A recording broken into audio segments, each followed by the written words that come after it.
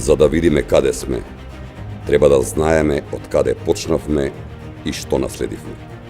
За да оцениме дали сме задоволни, треба да знаеме што се случувало.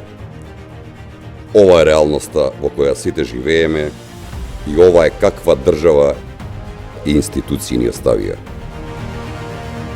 Нереалните проекции на претходната влада, која проектирала буџет за половина, а не за цела година, не ја оставија простор за маневар на новата околу прекројувањето на државната каса.